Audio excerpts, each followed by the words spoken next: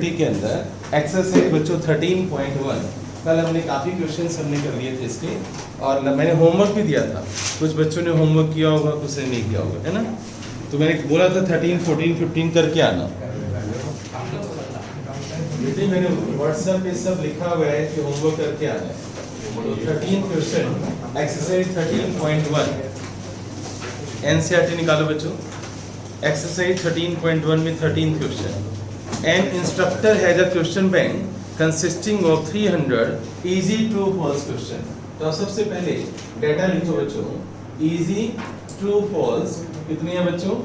300, right. 200 difficult true false question. जो difficult है, difficult true false वो 200 है बच्चों, right. 500 easy MCQ, easy MCQ, easy MCQ है 500, and 400 difficult MCQ, difficult MCQ 400 है हमारे पास।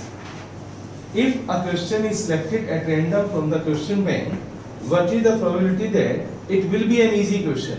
ए है बच्चों कि it is an easy question. ए क्या है बच्चों जिसकी प्रोबेबिलिटी निकालनी है? It is an easy question, easy question है बच्चों। और गिवन क्या है में? Given that it is a multiple. तो जो बी है बच्चों, given that it is a multiple, जो बी है वो हमेशा मैं गिवन को लेता हूं। अगर तुम कल की क्लास मेरी याद हो, बी हमेशा मैं गिवन को लेता हूं बच्चों, right. It is an MCQ, right. अब मुझे बताओ टोटल क्वेश्चंस कितने होंगे, जल्दी बताओ। सैंपल स्पेस नहीं बनाते जैसे अब, तो टोटल कितने होंगे हमारे पास? ये देखो आप करना बच्चों उसको टोटल 1400, राइट। अब आप ये बताओ, मुझे इंटरसेक्शन भी निकालना होगा, राइट। सॉल्यूशन में स्टार्ट कर रहा हूं। Intersection A intersection B. आप देखो इजी और एमसीक्यू दोनों होने चाहिए, इजी भी होने चाहिए और एमसीक्यू भी होने चाहिए। तो इजी एमसीक्यू कितनी है बच्चों? 500, क्लियर। अब probability of A oblique B, याद है फॉर्मूला बच्चों कंडीशनल प्रोबेबिलिटी का? Probability of A intersection B upon probability of B. A intersection B कितना है बच्चों? 500, यानी 500 में से कोई एक क्वेश्चन आएगा ना, 500 में से कोई एक आएगा ना, तो 500 पता है एक्चुअल में जब मैं बोल रहा हूँ 500 में से कोई एक उठाओगे तो पता है एक्चुअल में क्या होता है? एनसीआर। एनसीआर क्या होता है? N factorial R factorial N minus R factorial. Actual में हम इसका यूज करते हैं कैसे? जैसे 500 में से एक, तो 500 C1, तो आप फॉर्मूला लगा सकते हो ये वाला। NC1 क्या होता है बच्चों? n। NCN क्या होता है बच्चों? 1। NC0 क्या होता है बच्चों? 1। तो ये फॉर्मूला आपको याद रखना है। NC1 क्या होता है? n। NCN क्या होता है? 1। NC0 क्या होता है? 1। अच्छा लीला क्या होती है बच्चों? याद करो, जिन्होंने 11th मुझसे पास की उनको पता होगा कि लीला क्या होती है। लीला मैं कब लगाता था? जब कोई लेटर्स रिपीट हो रहा हो। कितने लेटर्स हैं यहाँ पर? 5, तो 5 फैक्टोरियल ऊपर, और जो लेटर रिपीट हो रहा है L कितनी बार आ रहा है? 2 बार। E कितनी बार आ रहा है? 2 बार। इसको सोल्व कर लो। 5 × 4 × 3 × 2, नीचे 4, तो कितना आ गया बच्चों? 30। क्लियर। अगर कोई लेटर रिपीट हो रहा हो तो उसके कितने परमुटेशंस बनेंगी, कितनी वेज में उसको हम अरेंज कर सकते हैं, ये है number of arrangements. Number of arrangement बोल सकते हो आप, सैंपल स्पेस भी बोल सकते हो आप इसको, कि अगर इस तरह के वर्ड्स आ जाते हैं और उनको रोटेट करना हो कभी क्वेश्चन करते करते प्रोबेबिलिटी के अंदर, तो ये लीला का फॉर्मूला ऐसे लगाते हैं। लीला का फॉर्मूला डिजिट्स में भी लग जाता है। जैसे मान लो इधर देखो आप, H H T T कितनी है बच्चों? ये 4 है। अब इनको घुमाना है, कितने सैंपल स्पेस बनेंगे? HSTT को घुमाओ, लीला लगा दो। जैसे HSTT को आगे पीछे करना है तो लीला लगा दो आप। कितने लेटर्स हैं ये? 4 फैक्टोरियल। H कितनी बार आ रहा है? 2 बार। T कितनी बार आ रहा है? 2 बार। इसको सोल्व करो, 4 × 3 × 2, और आंसर कितना आएगा? 6। यानी अगर तुम HSTT को घुमाओगे ना तो 6 सेट बनेंगे इसके। आप घुमा कर देख लेना, जैसे HT है ना, THHT, ऐसे करके जब आप इसको रोटेट करोगे, आगे पीछे करोगे लेटर्स को, इसके 6 सेट बनेंगे, 6 सेट। तो ऐसे क्वेश्चंस में लीला लगाते हैं। मेरी बात समझ आ गई? क्लियर हो गया ये? तो ये फॉर्मूले इसका यूज करने हैं। अब आ जाओ यहाँ पर, मैं ये बोल रहा था 500 C1 कितना होगा बच्चों? NC1 n होता है। तो 500 एक्चुअल में 500 में से कोई एक आएगा तो 1400 में से कोई एक ना बच्चों, पढ़ाई करता है 500 में से कोई एक आएगा, आएगा तो 1400 में से कोई एक ना। एक तुमने क्वेश्चन उठाया भाई, कुछ बच्चे यहाँ पर है ही नहीं। हाँ बच्चों 500 C1 अपॉन 1400 C1, तो आंसर कितना होगा बच्चों 500 बाई 1400, तो 500 बाई 1400 आया probability of A intersection B. अब नीचे है प्रोबेबिलिटी ऑफ बी। बी क्या है बच्चों, it is an MCQ. MCQ में टोटल करना बच्चों, एमसीक्यू टोटल कितने हैं 500 और 400 900। एमसीक्यू कितने हैं 500 और 400 900 हो गए, तो 900 में से कोई एक आएगा ना, आएगा तो 1400 में से, तो आपका आंसर आ गया 5/9। तो आंसर है बच्चों 5/9। ठीक है, तो 13th हमने कर लिया, जल्दी से इसको नोट कर लो। हाँ अच्छा बच्चों 14th question, exercise 13.1 given that A में क्या लिखा हुआ है, ए में लिखा हुआ है कि सम जो आना चाहिए 4 आना चाहिए, और बी में क्या लिखा हुआ है, 2 numbers appearing on throwing 2 dice are different, 2 numbers are different, 2 numbers are different। तो मुझे तुम समझाओ कि क्या होगा, ए इंटरसेक्शन बी भी निकालना है तुम्हें, और probability of A oblique B निकालना। सम 4 आना चाहिए, तो बना सकते हो, जल्दी बताओ। सम 4, 2 डाइस को थ्रो किए, सैंपल स्पेस क्या होगा बच्चों 36, सम 4 आना चाहिए, और दोनों डाइस के ऊपर जो नंबर्स हो डिफरेंट आने चाहिए। बताओ डिफरेंट नंबर कौन कौन से होते हैं, जैसे 1 2 1 3 1 5 1 4 1 6, ऐसे करके डिफरेंट नंबर्स आने चाहिए। क्लियर? क्या तुम्हारे में से कोई मुझे बता सकता है कितने होंगे total?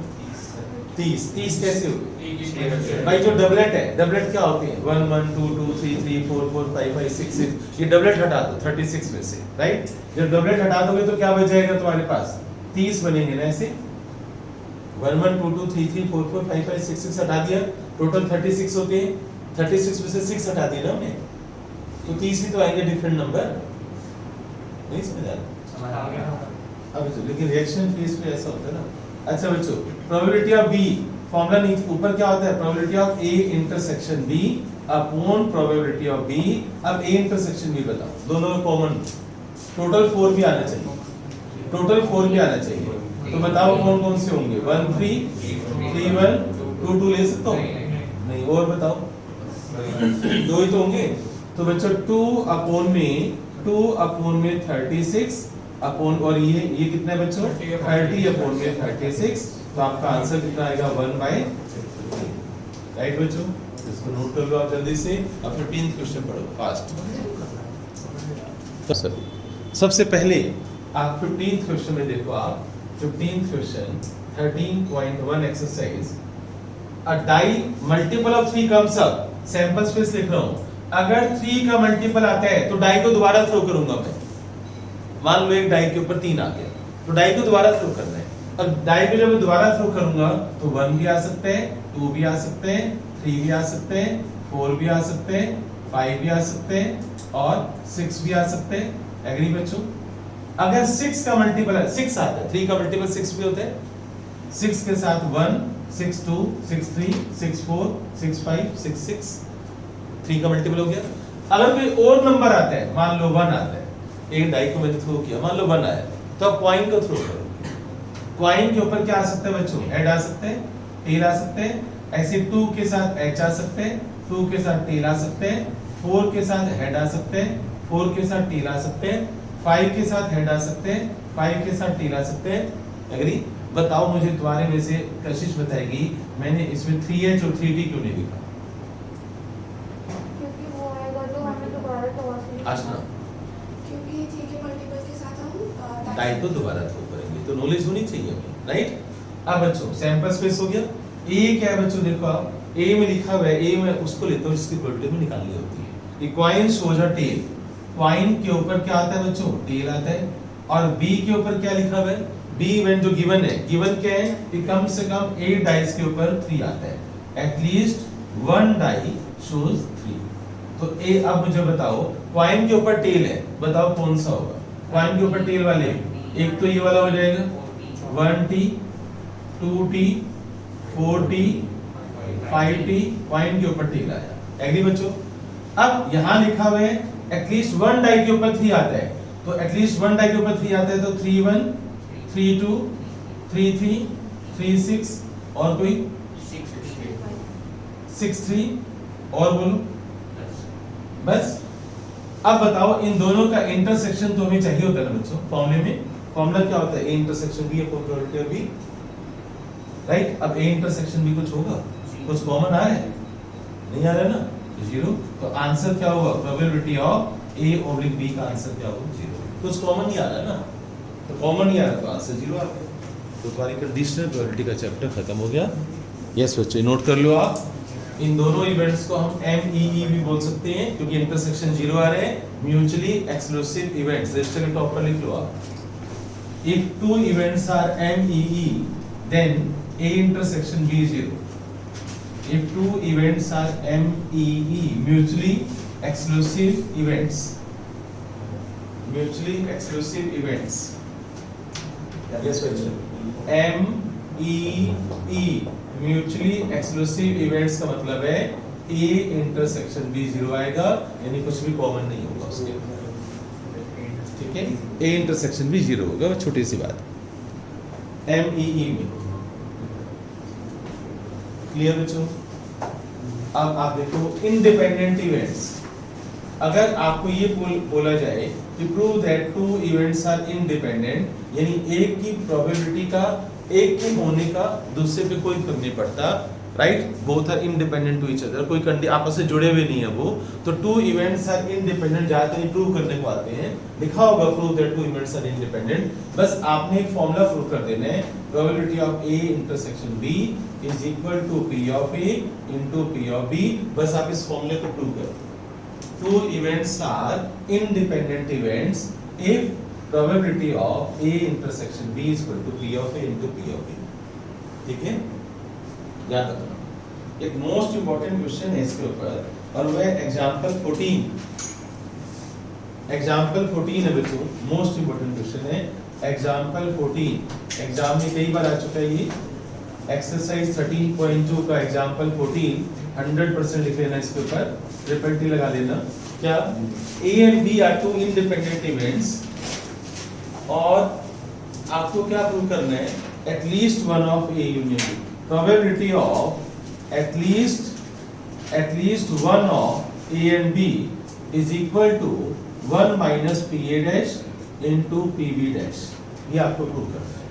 Probability of at least one of A and B is equal to 1 minus P of A dash into P of B dash। Most important question बच्चों। आपको पता है बच्चों, P of A dash को हम P of A bar भी बोलते हैं, P of A raised to power C भी बोलते हैं। ये फेल की प्रोबेबिलिटी होती है। ये सारी बच्चों फेल की प्रोबेबिलिटी होती है। फेल, ये सारे फेल के सिंबल हैं, यानी तुम फेल हो गए। पास के सिंबल नहीं है, फेल के सिंबल है। ओके, तो एक बार बताओ, प्रोबेबिलिटी ऑफ A किसको बोलूंगा मैं? पास को। और प्रोबेबिलिटी ऑफ A डैश किसको बोलूंगा मैं? फेल को। Pass plus fail is equal to 1 होता है। पास प्लस फेल क्या होता है? 1। याद रखना, pass plus fail is equal to 1। समझ गए, राइट। अब ये फॉर्मूला मुझे प्रूव करना है। मोस्ट इंपोर्टेंट क्वेश्चन बता रहा हूं मैं, बोर्ड पेपर में कई बार आ चुका है ये क्वेश्चन। मैं LHS लेकर चलूंगा मैं, और मैंने लास्ट क्लास में बताया था probability of at least one success. याद करो, at least one of A and B, this is equal to probability of A union B। मैं बता चुका हूं, this is equal to probability of A union B last class. अब P of A union B का formula क्या होता है बच्चों? P of A plus P of B minus probability of A intersection B। आप बोर्ड पर लिखना बच्चों, और क्वेश्चन की लैंग्वेज में लिखा हुआ है कि बोथ इवेंट्स आर इंडिपेंडेंट, लिखा हुआ है। आप पढ़ के देखो, यहाँ पर गिवन है क्वेश्चन की लैंग्वेज में कि A and B are independent events. A and B are independent events, यानी probability of A intersection B is equal to P of A into P of B। तो मैं यहाँ पर लिख सकता हूँ this is equal to P of A into P of B। ये given है, A and B are independent events। Question में लिखा है, पढ़ के देखो अब एग्जांपल 14। अब आप क्या करोगे? ध्यान से सुनना बच्चों, इन दोनों में से कॉमन क्या लोगे बच्चों? P of A plus P of B common आ गया, तो अंदर यहां पर क्या रहेगा? 1 minus P of A। P of B बच्चों कॉमन आ गया, राइट। तो अंदर क्या आ गया 1 minus P of A, P of B दोनों में से कॉमन ले लिया, राइट। ओके, अब मैं पी ऑफ ए को लिख सकता हूँ बच्चों, इसको ध्यान से देखो, यहां से देखो, पी ऑफ ए को क्या मैं लिख सकता हूँ 1 minus P of A dash, यहां से उठाया मैंने पी ऑफ ए, इसको उठा के उधर ले जाओ 1 minus P of A dash. अब पी ऑफ बी क्या मैं इसको लिख सकता हूँ बच्चों P of A dash, 1 minus P of A क्या होता है पी ऑफ ए डैश। अब इन दोनों में से कॉमन क्या आ रहा है बच्चों पी ऑफ ए डैश, तो 1 minus P of A dash common ले लो, तो अंदर यहां पर क्या आ जाएगा बच्चों, यहां पर 1 माइनस पी ऑफ बी, बोलो यहां पर इन दोनों में से कॉमन ले लिया पी ऑफ ए डैश, तो 1 minus P of B, 1 minus P of A dash, 1 minus P of B क्या होता है बच्चों P of B dash, hence prove RHS. तो ये आपको प्रूव करना था, right, this is equal to RHS, hence prove, ये मैंने प्रूव बेटे इधर ध्यान। 7th question 13.2, P of A आपको गिवन है 1/2, P of A union B आपको गिवन है 3/5 एंड P ऑफ B आपको गिवन है P और म्यूचुअली एक्सक्लूसिव। फर्स्ट है MEE का केस, राइट। तो probability of A union B का फॉर्मूला क्या होगा, P ऑफ A, आवाज नहीं बच्चों, plus P of B minus यहाँ पर 0 कर दो आप, क्योंकि MEE में A इंटरसेक्शन B 0 होता है। यहाँ पर बच्चों गिवन है आपको 3/5, यहाँ पर 1/2 है, यहाँ पर P है, कितना आंसर आ गया भाई 1/10, क्लियर। अब सेकंड पार्ट बच्चों, इंडिपेंडेंट इवेंट्स। इंडिपेंडेंट के अंदर सेम फॉर्मूला बच्चों P of A union B is equal to P of A plus P of B minus probability of A intersection B, तो PA into PB होगा। क्यों आवाज आ रही है बच्चों, 3/5, 1/2 और यहाँ पर P लिखा हुआ है, यहाँ पर 1/2 लिखा हुआ है, यहाँ पर P लिखा हुआ है, कितना आंसर है 1/5। तो जिसकी पुअर कैलकुलेशन है वो बोर्ड पर देख ले बच्चों आप। नेक्स्ट बच्चों, अब इसके बाद करेंगे हम 9th क्वेश्चन। 9th बच्चों एक्सरसाइज 13.2। 9th में देखो आप A and B are two events, P of A तुम्हें गिवन है P 1/4, P ऑफ B तुम्हें गिवन है बच्चों 1/2, P of A intersection B तुम्हें गिवन है 1/8। नॉट A नॉट B, बताओ नॉट A नॉट B का मतलब क्या होता है, नॉट A नॉट B का मतलब है A bar intersection B bar, A bar intersection B bar, right. और इंटरसेक्शन का मतलब होता है P of A into P of B, यानी दोनों के ऊपर आप बार लगा दो, राइट, समझ आया। अब P ऑफ A बार क्या होता है बच्चों 1 minus P of A, P of B बार क्या होता है 1 minus P of B, clear. आपको सब कुछ पता है अब शायद, तो इसे पुट कर दो। P ऑफ A तुम्हें पता है 1/4, P ऑफ B तुम्हें पता है 1/2, तो इसे पुट कर दो और आंसर बताओ मुझे कितना आ रहा है। करो बच्चों, सोल्व करो, एवरीथिंग कितना आंसर है 3/8। 3/8 बच्चों, P of A P of B put कर देना, आपका आंसर आ गया। तो 9th क्वेश्चन हमने कर लिया। अब सब बच्चे जल्दी से जिन्होंने 9th कर लिया है, फास्ट बच्चों वो क्वेश्चन अभी करेंगे 11th क्वेश्चन। 11th का 3rd और 4th पार्ट नहीं सारे करो। 11th क्वेश्चन अभी करो बच्चों, आवाज नहीं बच्चों, 11th क्वेश्चन अभी जल्दी से करो। 4 पार्ट, यस बच्चों। अब आप 11th क्वेश्चन देखो, आप एक्सरसाइज 13.2 में आपको P ऑफ A गिवन है, मैं हिंट दे रहा हूं बच्चों, कैलकुलेशन आप खुद करोगे। क्यों बोल रहे हैं हाँ, आवाज नहीं। P of A and B, A and B का मतलब जो फर्स्ट पार्ट है आपको A इंटरसेक्शन B निकालना है, क्लियर। आपको A इंटरसेक्शन B निकालना है, और ये दोनों क्या इंडिपेंडेंट इवेंट्स हैं। क्या है ये इंडिपेंडेंट इवेंट्स, इंडिपेंडेंट। तो P of A into P of B, बताओ इसका क्या होगा फॉर्मूला बच्चों, P of A into P of B। आपको बच्चों P ऑफ A पता है, P ऑफ B पता है, पुट कर दोगे आंसर आ जाएगा। सेकेंड पार्ट में लिखा हुआ है P of A not B, P of A and not B। हम चाय पीते हैं पर कॉफी नहीं पीते, ये वो चीज है। हम चाय पीते हैं पर कॉफी नहीं पीते। तो लास्ट क्लास में मैंने बताया था this is equal to P of A minus P of A intersection B and this is equal to P of A minus P of A into P of B. Clear? क्योंकि independent events हैं। अब P of ए यहाँ से common ले लो आप, तो अंदर क्या आ जाएगा बच्चों 1 माइनस पी ऑफ बी। ये वैल्यूज पुट कर देना, आपका आंसर आ जाएगा। थर्ड पार्ट में लिखा हुआ है बच्चों प्रोबेबिलिटी ऑफ ए और बी। ए और बी का मतलब होता है ए यूनियन बी। ए और बी का क्या मतलब होता है? A union B. तो आप ए यूनियन बी का फॉर्मूला लगाओगे, क्या होता है ए यूनियन बी का formula? P of A plus P of B minus probability of A intersection B. और ए इंटरसेक्शन बी आपको पता ही है बच्चों क्या होगा? P of A into P of B. आपको सारी वैल्यूज पता है, उठा के पुट कर दोगे, आंसर आ जाएगा। फोर्थ पार्ट इसका हमें करना है, जल्दी से नोट कर लो। फोर्थ पार्ट है करना है नाइदर ए नॉर बी। ये बच्चों यही है, नाइदर ए नॉर बी में भी आपने यही करना है। फोर्थ पार्ट बच्चों यहां पर लिख रहा हूं मैं, probability of neither A nor be. तो ये सब कुछ आपने करने जो हमने प्रीवियस क्वेश्चन में किया था, neither A nor be fourth part, right? तो आपका 11th क्वेश्चन भी हो गया। अब हम चलते हैं 12th क्वेश्चन, 13, 14 और 15 का है। यह तो आसान है, उसमें क्या मुश्किल है? वो तो बच्चों वाला खेल है। एक्सरसाइज 12th बच्चों बहुत आसान है। Find the vector getting an odd number at least 1। Dice को 3 बार थ्रो किया है। ऑड नंबर एटलीस्ट वंस, कम से कम एक बार ऑड नंबर आना चाहिए, राइट? तो फिर कैसे सोचो? सैंपल स्पेस से ज्यादा बनेंगे, बनाए हैं तूने? ठीक है, सोचना बच्चों आप, सैंपल स्पेस तो ज्यादा बनानी पड़ेगी। भाई ऑड नंबर क्या होते हैं? 1 है ना, 1 3 5 3 तो भाई कम से कम एक बार तो ऑड नंबर आना चाहिए। कैसे सोचोगे आप? बनाओ जरा। 1 minus probability of none of them.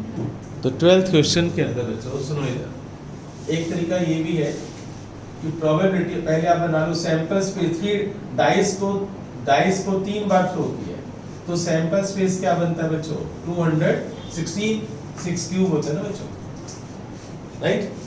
अब फेवरेबल केसेस तुम क्या चाहते हो कि एटलीस्ट 1 नंबर ऑड आना चाहिए, एटलीस्ट 1 नंबर ऑड आना चाहिए, राइट? तो हम क्या करेंगे? Probability of at least 1 number odd is equal to 1 minus probability of all even number, 1 minus probability of all even number.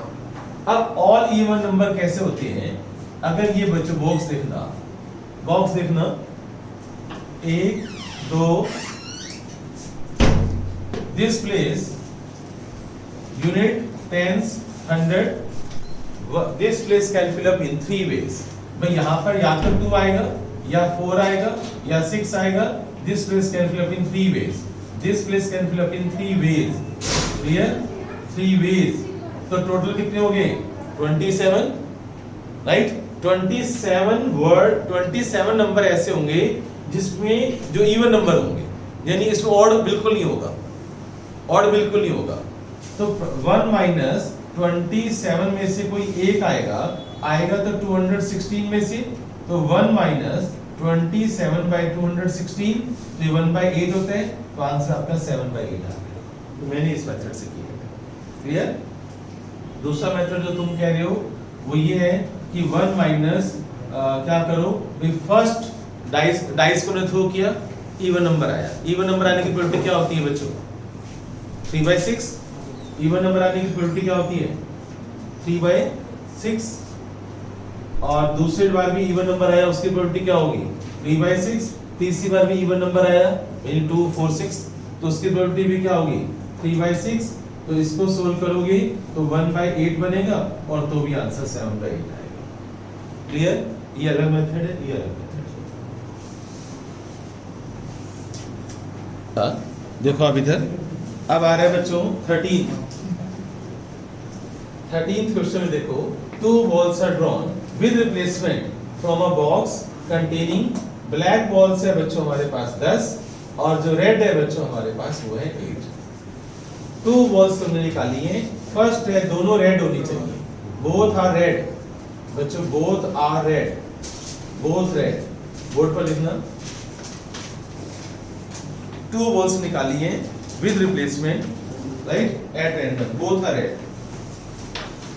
इधर देखो आप, पहली बॉल निकाली तुमने, उसको वापस डाल दी, पहली बॉल निकाली उसको वापस डाल दिया।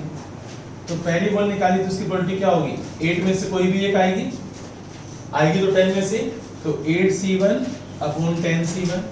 विद रिप्लेसमेंट का मतलब क्या होता है, मैं पढ़ा रहा हूं, असली बात तो तुम समझते हो, तो हो जाएगी जो मेन बात बताने वाली है। विद रिप्लेसमेंट का मतलब क्या होता है, बॉल वापस डाल दी। विदाउट का मतलब क्या होता है, बॉल वापस नहीं डाली, समझ गए ना। अगर मैं विद रिप्लेसमेंट कर रहा हूं तो 8c1 अपॉन में 18c1, टोटल 18 है ना। अब जब ये बॉल मैंने वापस डाल दी बच्चों, तो 8 की 8 है ना, 18 की 18 है ना। विदाउट का मतलब क्या होता है कि ये बॉल मैंने उठाकर अपनी जेब में डाल दी, तो यहाँ कम होगी ना, यहाँ 7 रह जाएंगी ना, टोटल 17 रह जाएंगी ना, समझो इस बात को। विदाउट का मतलब और विद का मतलब समझ गए ना। तो विद का मतलब है बॉल वापस की वापस 8 हो गई है। तो अब बच्चों इसको सोल्व कर लेना, तो 8 into 8 अपॉन में 18 into 18, तो आपका आंसर आ जाएगा, कितना आएगा बच्चों यहाँ से 16/81, दोनों रेड। जो सेकंड पार्ट है उसमें देखो क्या लिखा हुआ है कि एक रेड आई है और एक ब्लैक आई है, यही लिखा हुआ है ना बच्चों। सेकंड पार्ट में लिखा हुआ है first is black and second is red. One नहीं, फर्क है बच्चों, फर्स्ट इज ब्लैक, देखो यहाँ पर लिखा हुआ है फर्स्ट ब्लैक है एंड सेकंड रेड है, फर्स्ट ब्लैक है एंड सेकंड रेड है बच्चों। फर्स्ट ब्लैक का मतलब क्या होता है बताओ, 10c1 अपॉन 18c1। अब ये बॉल तुमने ब्लैक वापस डाल दी, अब जब वापस डाल दी फिर दूसरी रेड आई है बच्चों, 8c1 अपॉन में 18c1, इसको सोल्व कर लेना, राइट। अब थर्ड पार्ट में क्या लिखा हुआ है बच्चों कि 1 इज ब्लैक, बोर्ड पर देखो बच्चों, 1 is black and 1 is red. बताओ इसका मतलब कौन समझाएगा, 1 is black and 1 is red का मतलब कौन समझाएगा कि पहले मैंने बॉल निकाली वो ब्लैक आई, दूसरी बॉल रेड आई, या पहले रेड आई और बाद में ब्लैक आई, समझ गए, क्लियर। इसका मतलब क्या था, पहली ब्लैक आई है और दूसरी रेड आई है। इसका मतलब क्या था, पहली भी रेड आई है दूसरी भी रेड आई है। तो पहली ब्लैक आई है तो 10/18, दूसरी रेड आई है तो 8/18। अगर यहाँ पर विदाउट होता तो 7/17, अगर यहाँ विदाउट होता तो नहीं सॉरी, अगर यहाँ विदाउट होता तो 8/17, विदाउट होता तो 8/17 प्लस रेड बॉल 8/18, फिर विद है ना तो बॉल मैंने वापस डाल दी है, तो टोटल बॉल तो सेम ही है ना। तो ब्लैक कितनी है बच्चों, 10/18, सोल्व कर लेना, राइट। तो तुम्हारा 13th क्वेश्चन कंप्लीट हो चुका है, ये नोट कर लो। अब 14th क्वेश्चन करना है हमें, जल्दी बच्चों। ओके बच्चों, बोर्ड पर देखो आप, 14th बच्चों ध्यान से देखो, दो फ्रेंड्स है रोनित और पीयूष, ध्यान से देखो, इनको मैंने क्वेश्चन दिया सोल्व करने को। प्रोबेबिलिटी ऑफ ए बच्चा सोल्व करेगा उसकी प्रोबेबिलिटी है 1/2 और बी बच्चों सोल्व करेगा उसकी प्रोबेबिलिटी है 1/3। ये क्वेश्चन मैंने दो फ्रेंड्स को दिया है, उन दोनों के क्वेश्चन सोल्व करने की प्रोबेबिलिटी है ये, ठीक है। अगर दोनों बच्चे साइमल्टेनियसली नहीं इंडिपेंडेंटली ट्राई करते हैं सोल्व करने, इंडिपेंडेंट समझते हो, उसको मैंने बात में बिठा रखा है, उसको किचन में बिठा रखा है, दोनों अलग हैं, दोनों एक दूसरे चीटिंग नहीं कर पा रहे, okay. Find the probability that problem is solved. पहला क्वेश्चन है प्रॉब्लम इज सोल्व्ड, तो तू मुझे कोई नहीं बोलेगा, ये बता मुझे इस लाइन का पीयूष मतलब क्या है कि problem is solved, problem solve हो गई है, इसका मतलब बता दे बस। एक ना एक तो सॉल्व हो गई है। नहीं, इसको मैं मैथमेटिकली कैसे लिखूं, यहाँ पर पी ए हाँ और बी के ऊपर बार, फिर सी बी और ए के ऊपर बार, क्यों एक ना एक तो सॉल्व कर नहीं, वो तो केवल एक हुआ ना, प्रॉब्लम सोल्व हुई है, प्लस में दोनों ने करी है। प्रॉब्लम इज सोल्व का मतलब है कम से कम एक बच्चे ने क्वेश्चन सोल्व किया है। तो याद है मैंने कोड लैंग्वेज बताई थी मैंने, P1 प्लस P2। P1 का मतलब क्या है बच्चों, एक बच्चे ने सोल्व किया है। तो इसका फॉर्मूला जो तूने बताया PA into PB बार प्लस PB into PA बार, और P2 का मतलब होता है PA बार नहीं sorry PA into PB, right. अब इसका शॉर्टकट कौन बताएगा, हिमांशु क्या बता, मैंने कल की क्लास में बताया इसका शॉर्टकट कैसे निकालते हैं। मैंने एक फॉर्मूला लिखवाया था हाँ वो P0 नहीं बेटे P0 plus P1 plus P2 इन सब का टोटल क्या होता है 1 तो P1 plus P2 is equal to 1 minus P0 ये है इसका शॉर्टकट ये ज्यादा आसान है ना समझ आया अब बताओ मुझे P0 का मतलब क्या होगा P A bar into P B बार दोनों फेल हो गए उसकी प्रोबेबिलिटी को मल्टीप्लाई करके 1 में से माइनस कर दो तो 1 माइनस P A बार क्या होगा बच्चों 1/2 1 माइनस 1/2 और 1 माइनस 1/3 कितना होगा 2/3 इसको सोल्व करो आंसर आ रहा है तुम्हारा 2/3 तो फर्स्ट पार्ट तुम्हारा कंप्लीट हो गया प्रॉब्लम इज सोल्व्ड समझ आ गया मीनिंग कैसे हुआ अब सेकंड पार्ट करो बच्चों जल्दी से सेकंड पार्ट देखो शायद इसी में हो गया है अब है इधर देखो आप 14th का जो सेकंड पार्ट है आवाज नहीं बच्चों एग्जैक्टली वन आवाज नहीं एग्जैक्टली 1 का मतलब होता है P1 यानी केवल एक सोल्व करेगा राइट अब केवल एक सोल्व करेगा तो मैंने क्या समझाया था PA इनटू PB बार यानी एक को पास करो एक को फेल करो प्लस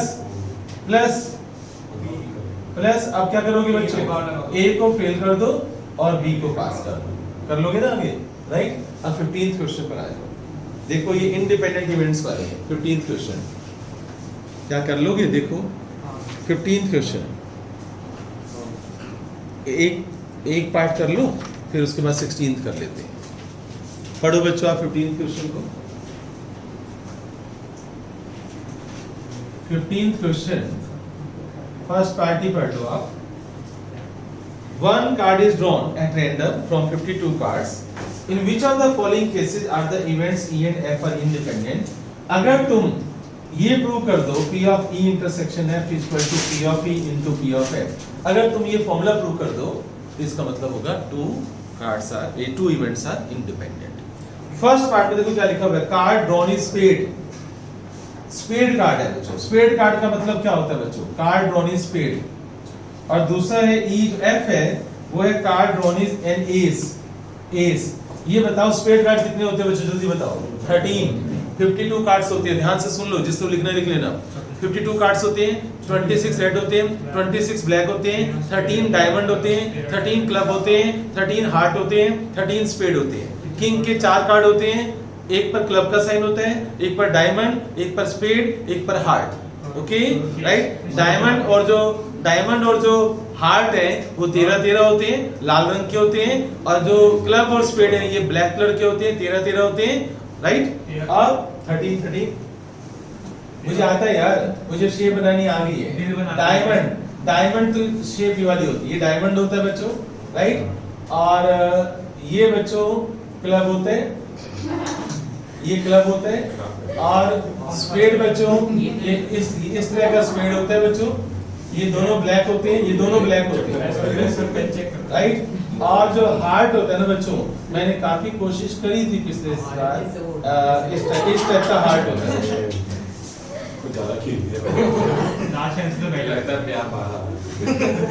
हाँ बच्चों ये हार्ट ये रेड कलर का होता है और ये भी रेड कलर का अच्छा बच्चों स्पेड कार्ड कितने होते हैं 13 में से कोई एक आएगा ना बच्चों आएगा तो 52 में से एस कार्ड कितने होते हैं 4 में से कोई एक आएगा तो 52 में से अब एस और स्पेड का इंटरसेक्शन बताओ मुझे कितने कार्ड होते हैं जिनमें जो स्पेड भी होता है और एस भी होता है एक ही तो होता है तो 1/52 तो चलो कटिंग करते हैं 13 4 जा 52 लो जी ये तो हो गया इक्वल तो बताओ इक्वल होने का मतलब हेंस ट्रू क्या hence two events are independent hence two events are independent समझ आया hence two events are independent अब 16th क्वेश्चन पर आए पढ़ो बच्चों 16th क्वेश्चन ये बच्चों इधर देखो आप 16th क्वेश्चन यस बच्चों 16th question in a hostel 60% students बच्चों हिंदी न्यूज़पेपर पढ़ते हैं तो लिखो आप हिंदी न्यूज़पेपर पढ़ने वाले बच्चे कितने हैं 60% और ये बात रजिस्टर के टॉप पर लिख लो जो परसेंटेज गिवन होती है वो प्रोबेबिलिटी होती है यस जो परसेंटेज गिवन होती है ना वो अपने आप में प्रोबेबिलिटी होती है ये बात लिख लो रजिस्टर के टॉप पर जो परसेंटेज गिवन होती है वो प्रोबेबिलिटी होती है यानी 60% हिंदी पढ़ते हैं तो प्रोबेबिलिटी ऑफ हिंदी पढ़ने वालों की कितनी है बच्चों 60/100 और 40% इंग्लिश पढ़ते हैं बच्चों तो इंग्लिश पढ़ने वालों की प्रोबेबिलिटी कितनी है 40/100, राइट। 20% दोनों पढ़ते हैं, तो इंग्लिश इंटरसेक्शन हिंदी 20/100। ये बच्चों डाटा मैंने तुम्हारे सामने लिख दिया। अब एक स्टूडेंट को उठा लिया, right, a student is selected at random, एक बच्चा उठा लो आप, find the probability that she, अच्छा लड़की है नहीं, एक बच्चा सिलेक्ट करना है, she reads neither Hindi nor English, she reads neither English nor Hindi. समझ गए बच्चों first part, neither English nor Hindi. तो फॉर्मूला तो समझ गए ना तुम, मैंने आज ही बताया है तुम्हारे P of E bar intersection P of H bar 1 minus P of E और into 1 minus P of H, data तुम्हारे सामने है, उठा लेना यहाँ से। सेकेंड पार्ट का मतलब पढ़ो बच्चों, क्या लिखा हुआ है, she reads English newspaper, Hindi newspaper, she reads Hindi newspaper, find the probability that she reads English newspaper। But अब बताओ मुझे सेकंड जो क्वेश्चन है तुम्हारा कौन सा टॉपिक है, कंडीशनल। देखो ध्यान से, if she reads Hindi, find the probability that she reads English newspaper। if given हो गया, और उसकी under this condition you have to find out the probability of that condition, जो सेकंड पार्ट है। तो बच्चों सेकंड जो बी पार्ट है ना, उससे पता है तुम्हें क्या निकालना है, प्रोबेबिलिटी ऑफ E/H निकालना है। E/H, E/H का मतलब क्या है कि she reads English under the condition that she reads Hindi. बच्चों सुनो इधर, P of E intersection H upon probability of H। और देखो आप सब कुछ गिवन है, तुम ये भी गिवन है, ये भी गिवन है। बताओ थर्ड पार्ट का मतलब क्या होगा, थर्ड पार्ट का मीनिंग क्या होगा बच्चों, जल्दी बताओ। Third part, she reads English newspaper, उल्टा कर दो बच्चों, H/E निकालना है। बस थर्ड पार्ट का मतलब है H/E। तो प्रोबेबिलिटी ऑफ ऊपर तो सेम रहेगा और नीचे बच्चों चेंज हो जाएगा, प्रोबेबिलिटी ऑफ E आ जाएगा। तो तुम्हारा 16th क्वेश्चन भी तुम्हारा खत्म हो गया। ध्यान से देखो,